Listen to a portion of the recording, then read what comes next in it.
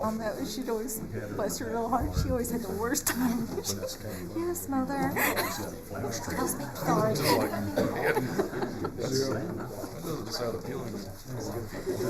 When you can be out in the field and be, do whatever. Just in case. Hey, come on, Lisa. Just like she does.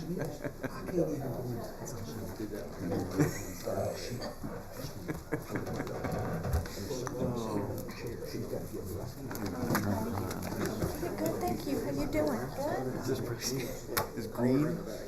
I don't want that.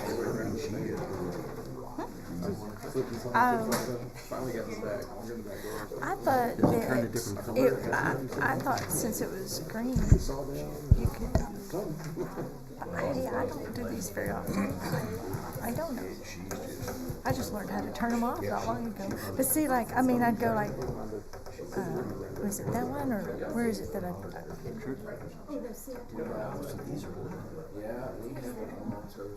I mean, she had to investigate. Yep. You got to get her lap suited. It has a delay. Morning.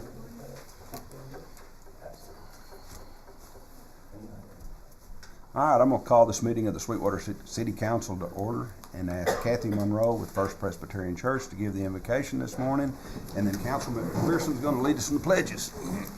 Pray with me, please. Gracious and holy God, we come before you this morning, Lord, just thanking you and praising you for the day. Father, I lift up this austere band of men who come trying to do your will in these situations that are presented to them this morning. Father, I ask that you would be present in this meeting. Lord, give them of your wisdom and knowledge that they might make the best decisions possible for our community. In Christ's holy name, amen. Amen. Please join me in saying the pledge to our nation and our state. I pledge allegiance to the flag of the United States of America and to the republic for which it stands, one nation, under God, indivisible, with liberty and justice for all. Honor the Texas flag. I pledge allegiance to thee, Texas, one state, under God, one and indivisible. Good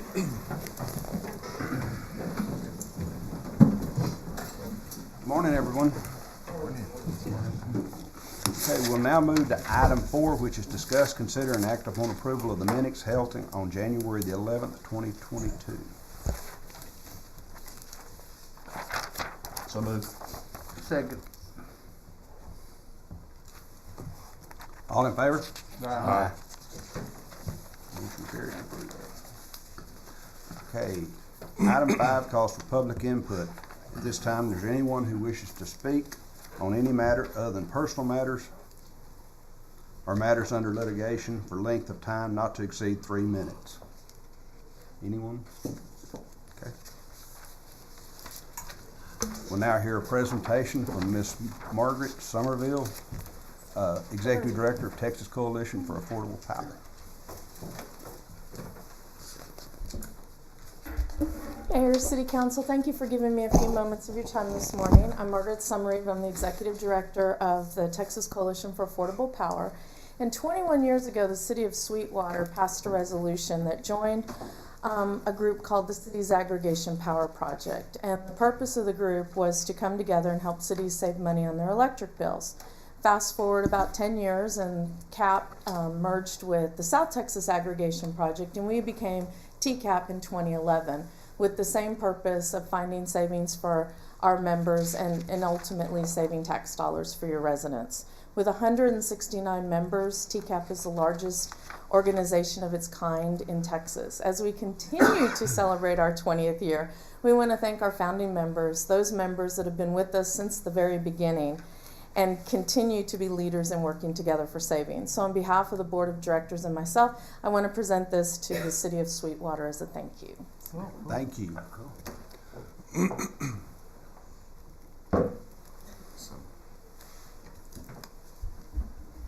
Thank you. Thank you very much. Okay, we'll now hear from Police Chief Brian Sheridan on the Sweetwater Police Department Racial Profile Annual Report. Morning. Morning.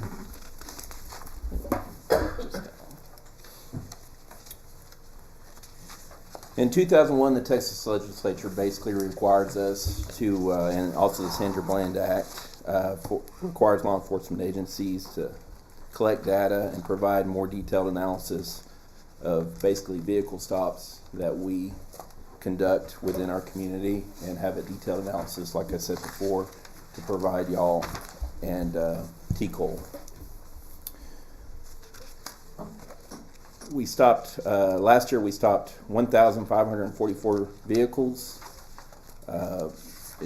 In your packet, it breaks down the race of each individual of the drivers or the motorists. One of which was Alaska Native or American Indian classified. 11 were classified as Asian Pacific Islander. 156 were classified as black. 807 were classified as white. 569 were classified as Hispanic or Latino. Our department and myself are very encouraged by these numbers. These numbers reflect our community, and they show we're not stopping people based on their race. Any questions? Thanks, sir. Thank you for good work. Okay, we'll now move to number 8A, which is discuss, consider, and act upon award of construction contract for the standby generator at the Highland Pump Station utilizing American Rescue Funds. Mr. Sage.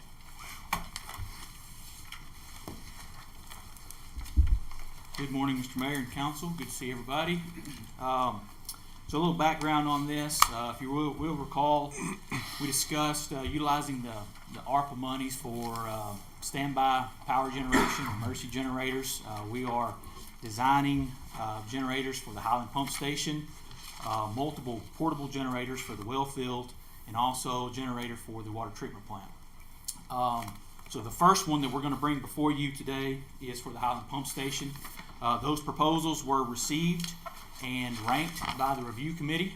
I believe you have the ranking sheet there in your packet, and it covers each one of the proposals were evaluated for prior experience, conformance with the RFP, pricing, and time of completion.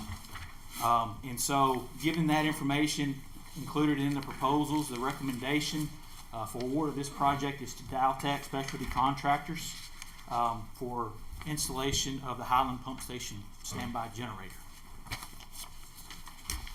Any questions? That's a total cost of $162,970. Is that correct? That is correct, yes, sir. Okay, thank you. And 240 days. That was one of the criteria that we really wanted to investigate, because that puts us in play prior to next winter. Some of the other ones were longer lead time and did not rank as high. Any questions? I move we approve the bid awarding Dowtech the contract. Second.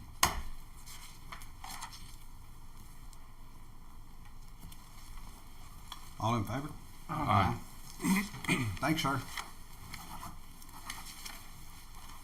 Okay, we'll now move to item 8B, which is discuss, consider, and act upon an ordinance to amend City Code of Ordinance Appendix A zoning ordinance section 3 using districts B dwelling district to provide for ranchettes as a conditional use, and to amend section 17, change and amendments to create the conditional use procedure.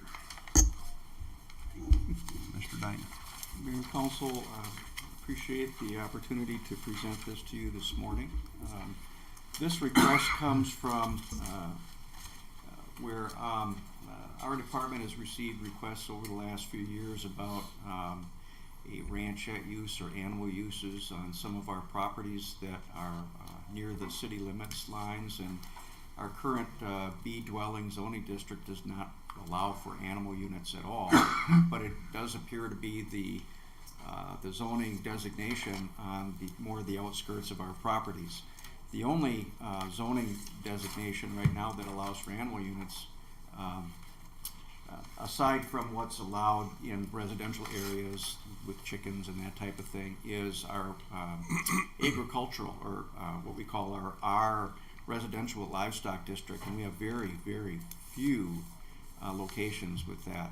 So basically, what we are doing here is just reviewing and asking for consideration and action to move to allow a ranchette use in B dwelling district as a conditional use. And what that also means is that we have to create a procedure for a conditional use. I'll go through some of these specifics here with you. As I said, this is a request that's come by, and when we looked at it at staff, we want to make sure it's a citywide, anybody can apply if they meet some of these conditions.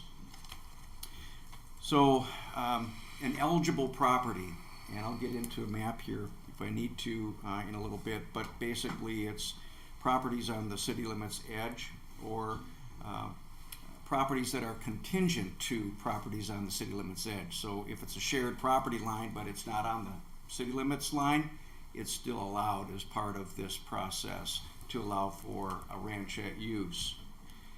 It's eligible in platted tracts or subdivisions. I have an example.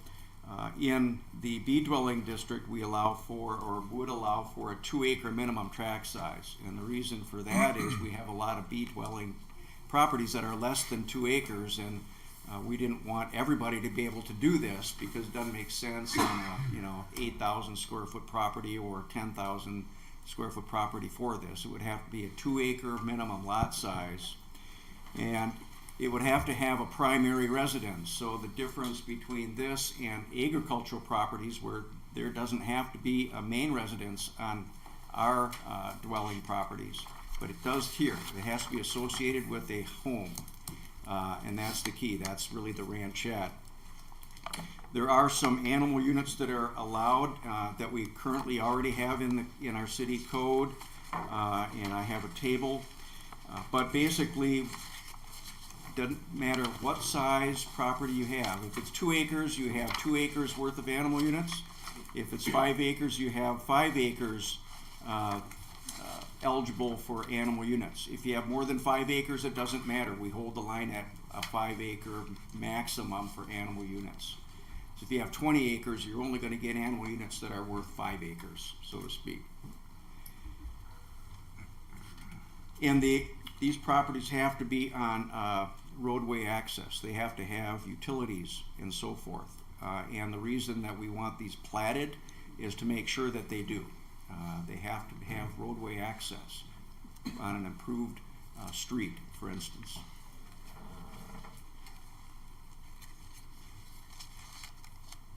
The conditional use procedure, which would be section 17, is really an additional step in the process. So if I wanted to seek a ranchette use, if this is approved, I would have to make application.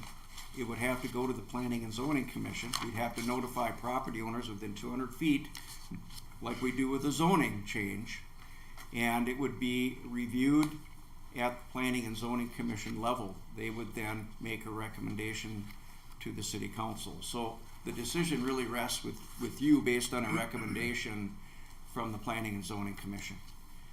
If the Planning and Zoning Commission would deny the request, you're the appeal body. They could appeal it to the City Council for a decision. So the thing about the conditional use is that we have laid out some things that are important for consideration. They are reviewed, and we do notify the property owner so everybody's aware of what the request is. And even if the Planning and Zoning Commission can make a decision regardless of the neighborhood, if everybody opposes it and they still meet the conditions of the code, you can still approve it. But that might be more difficult to do. But the idea to bring the neighbors in is very important in this process, because we're talking about animals. And The only thing I would say too, in terms of specific provisions, we do have this in our code that, there's some setbacks. Any building or structure where you're gonna house the animals, there's setback requirements from your property lines to keep them off of the property line. There have to be sheltered and so forth. So we have good provisions in our code already that takes care of locations and takes care of the animals, basically. These are things you have to do if you have animals on your property. And it helps protect the neighboring properties from location. If you have and there probably is a question or two about animal units, so I just have this table here that kind of explains it. You'll see section 15 definitions. Those are in code already, so it identifies a particular unit for a class of animal. And we allow a number of animal units per actually half acre, and then we add more for each quarter acre. So I broke it down. Basically, with a 2 acre tract size, you're allowed 4 animal units. What that means is that you can take a look at those numbers up there and add up 4. If you want 2 cows, that's 2 animal units. If you want a bull, that's now you're at 3.25 animal units. You're allowed up to only 4. So you can have combinations of animals here, but you can't exceed the number that is allowed for your size of tract. 2 acre tract, you have an allowance for 4 animal units. If you go to a 4 acre tract, you have an allowance for 8 animal units. And this is the animals that are allowed on those properties, not to exceed the number that you're allowed in terms of animal units. And that's already in the code. So we just utilize this. This is just to kind of give an explanation of what we might be talking about if you ask me how many animals are allowed on 4 acres. And I would say 8. However, whatever combination you would like.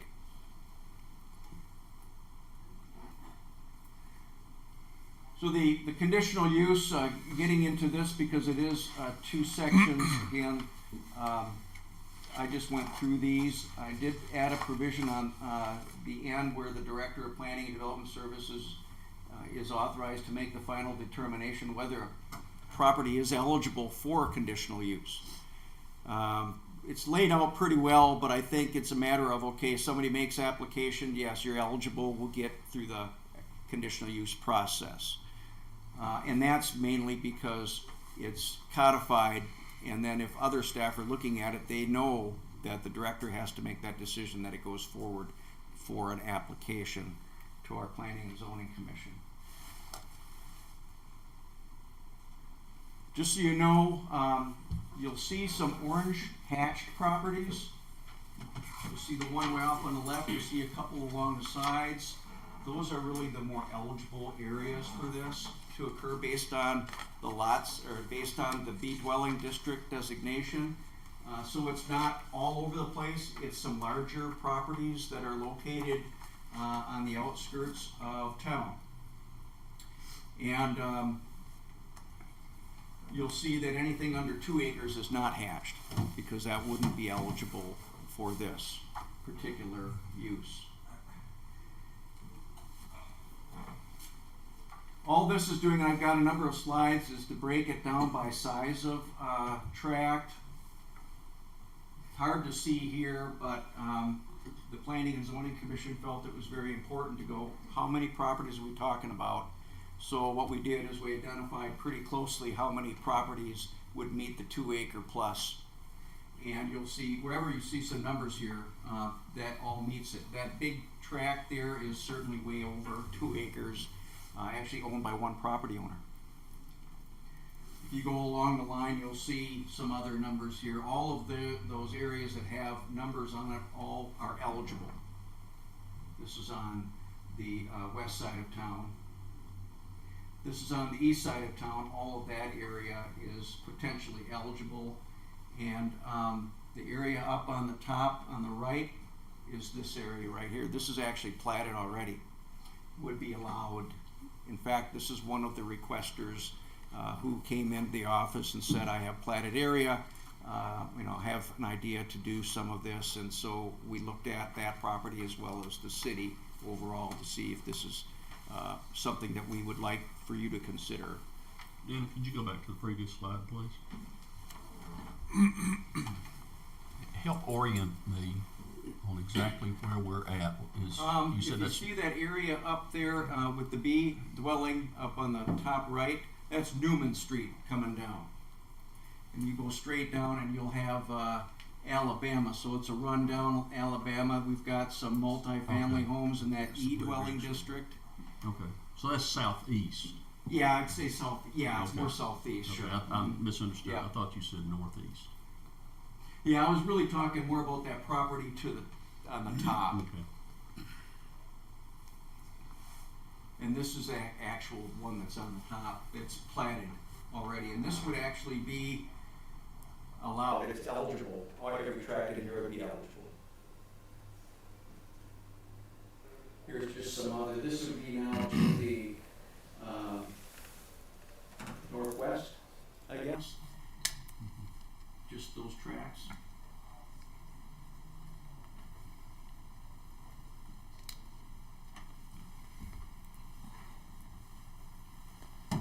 So, really in summary, I think we looked at it. The planning and zoning did consider it on the 25th of January. They did recommend approval of the ranchette use as a conditional use in the B dwelling district with the conditions that are listed. And they also recommended the approval of the conditional use procedure, which, and I will just say this and then answer any other questions you may have. The conditional use procedure that would go in here could be for other conditional uses that might come up later, that might be actually codified in our code as you would consider that. So, and a conditional use is normally a use that is not typically allowed in that zoning district. It's a little bit more intensive than other uses that are allowed. So there has to be some additional review to make sure that it fits well, or that there may be some issues that are mitigated through that review process. But this conditional use procedure could be used for other things later on. We're just really bringing our code up to I think a better level to allow for conditional uses to be added as time proceeds. Yes, sir. On the west, I didn't understand, you're talking about borderlining with the city limit. Yes. And out on the west side, my in-laws own property out behind the old auction out there. They're within 500 feet off Broadway is their property line. Would that affect their property? They go off the loop out there. Yeah, probably right in this area. So if it's in 1544. city limits, it probably could be an eligible property. It's outside city limits, but Okay, just by then- 500 feet. Yeah, if it's outside city limits, it wouldn't affect at all. Okay. Right. Anything that's in the city limits. So when I talk about bordering the city limits line, it's any properties that are in the city limits that border on that city limits line. Okay.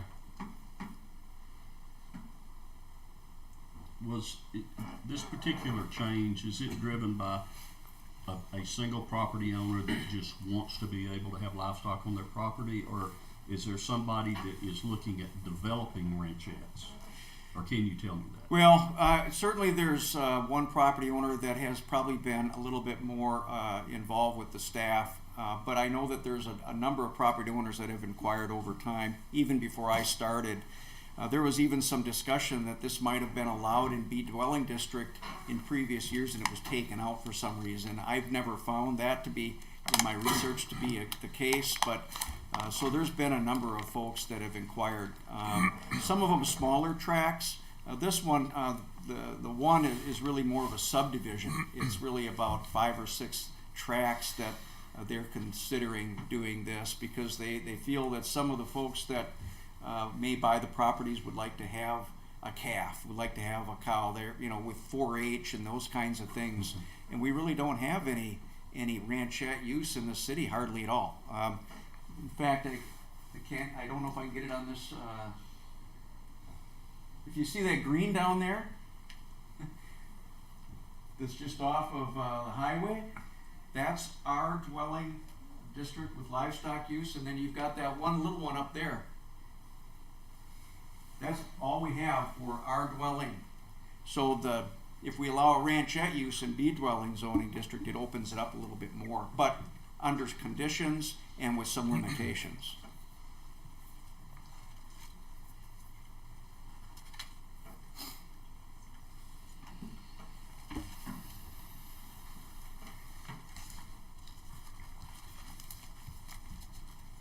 Dana, what was the conversation like at P&Z? What were the main objections or that they had as far as this change? I think it was mainly about, there was a comparison, or there were two alternatives. We could have actually had them, in fact we did. This could have been just put in the code as a permitted use with conditions, where there wouldn't be any notification process to neighboring properties. Or we'd go with the conditional use process here, where it does have notification requirements. So they felt because it was animal units, and we're not quite sure what that alignment would be, could be different for each property tract, that it was important to bring in the neighbors in this discussion, and then give the city council, through a recommendation, the ultimate decision on this, whether it's appropriate or not at that location, but then to give you some direction.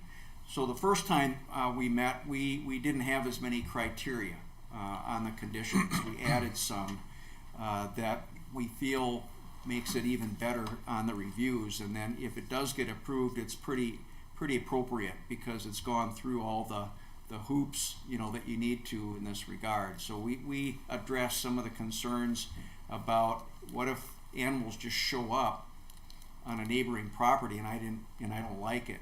Well, in this case, they get into that review process and they know. Okay, thank you. I move we approve the zoning ordinance amendments. Second. All in favor? Aye. Motion carried and approved. Now read the ordinance into the record. An ordinance of the City of Sweetwater, Texas, amending Appendix A zoning ordinance Section 3 entitled Use District B Dwelling District, adding Section 3A permitting use and Section 3B conditional using B1 ranchette A to G, and amending Section 17 entitled Change and Amendments, adding Section 17A ordinance amendment procedure and Section 17B conditional use procedure 1-11. We'll now move to item 8C, which is discuss, consider, and act upon approval of an ordinance establishing an assistant chief position in the police department and increasing the number of firefighters by one due to the upcoming retirement of one firefighter.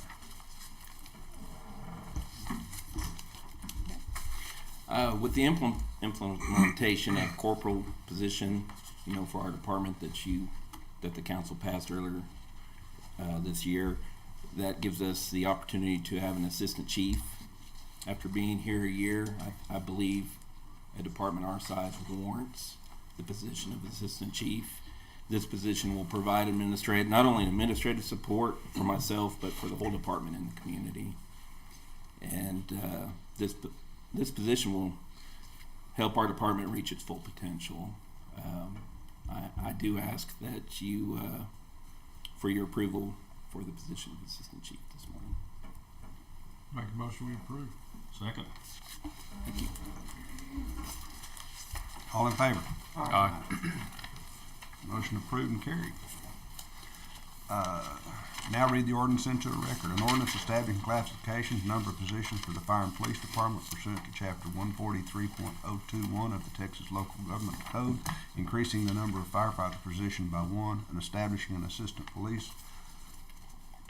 chief classification in the police department, providing a servability clause, finding and determining that the meeting in which this ordinance is passed is open to the public as required by law, and providing for an effective date. City manager's report. Yes, sir. I just wanted to say a few things about our Vibrant Community Assessment Survey that closes tomorrow, February 9th.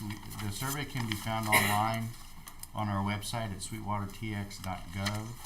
It's an 18-question survey. It should take about 10 minutes to complete, and I hope, looking around the room, that everybody here has taken the time to complete the survey. If you haven't, you have until tomorrow. Pretty please. to do that. And we ask the community at this time, if they haven't done so, to give us your opinions on the future of our community. Some of the questions that we're asking are: how engaged are the citizens? How are likely the young people stay after graduation? How attractive is Sweetwater to new business? How strong is our education system? How vibrant is our downtown? And how well are the government entities successful at working together? The biggest opportunities that we have as a community, and what are our biggest challenges? So all that together will give us a pretty good outline or outlook on what we're looking at as far as trying to put together our comprehensive master plan. This is part of that comprehensive master planning process. And so I just wanted again to list our website at sweetwatertx.gov. The survey can be accessed there, and we ask everybody before it closes tomorrow to do your best to try to get us some feedback. And while I have everybody's attention, I know it's not on the agenda, but I just wanted to thank everybody at the staff level, at the director level especially, for all their work during the storm last week. Everybody did a phenomenal job. I think we did a good job of keeping in contact and in close communication with one another. We knew what everybody was doing throughout the process, giving updates via text and phone calls, just making sure that everybody was on the same page as far as what was happening out in the field. I'd like to give a special thanks to our public safety entities, James and Brian, to your staff, Eddie, to your staff as well, Dana, to your staff and all the hard work that they did to put everything together. Really, the whole executive team and the whole directors team did an outstanding job. And I think that everybody can see how well we do work together as a directors team when something like this comes up. And Christy, thank you, and Encore for everything that you guys did. We really appreciate you keeping the lights on, literally. So, Mr. Mayor, that's all I have. Thank you, sir. Thank you. The Texas Representative Stan Lambert recognized the police department yesterday at Rotary, and was it Hefts and Schlotsky's for handing out free meals to stranded travelers on the highway. Says a lot about our community. Need a motion for adjournment. Make a motion, we adjourn. Second. All in favor? Aye. We're good.